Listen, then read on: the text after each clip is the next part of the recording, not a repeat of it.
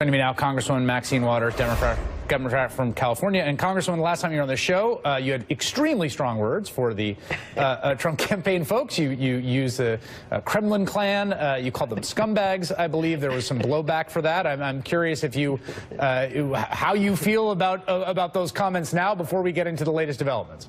Well, we've had a lot of supporters who are thrilled with the fact that I am, just so forthcoming about how I feel. Of course, there are some people who don't like it, but I feel fine. I'm absolutely fine.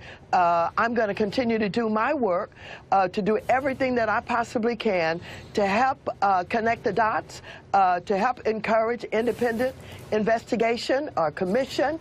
I'm going to do everything that I can to keep my colleagues interested enough to want to fight to see exactly what happened, because I believe that there was a connection between Donald Trump's campaign and the Russians and the Kremlin, and I do believe that those connections are there for a reason. And I think that the work that has already been discovered that was done in order to help Trump should be followed up. We shouldn't say, let our intelligence agencies say, yes, we discovered that the DNC was hacked and that efforts were made to help Trump in this campaign and to undermine Hillary Clinton, and that's it. We don't have to do anything else. No.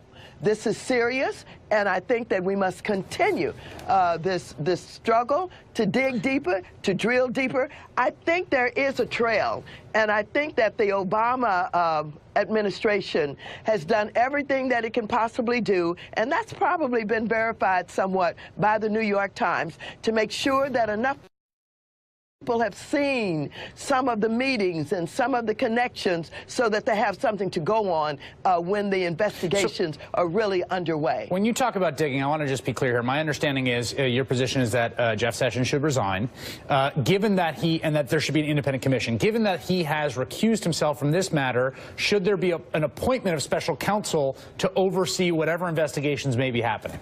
Well, I think so. I think that would be extremely helpful. What we know is that we can't trust the AG. We can't trust the FBI. We can't trust Comey. We can't trust Sessions. And so we've got to get an independent overseer of some kind in here to get going with these investigations. So you would like to see, so it's not only just an appointment, a special counsel, of course, would be within the DOJ power structure, but you also want to, you, like your colleagues, want a 9/11 style commission with subpoena power to be impaneled through some sort of legislation to investigate this. Well, absolutely. I mean, I think we're going to have to do everything that we possibly can to take the investigations out of the House and even out of the Senate, even though I have more feelings about it being in the House and not thinking that it can really be credible than I do in the Senate. I do think that we have some opportunity. I want to make sure I'm understanding that you trust the Senate more than you trust the House in terms of the two committees now working on it, the intelligence. Oh, absolutely. Absolutely. And I trust that the Intelligence Committee of the Senate is more serious about looking at this.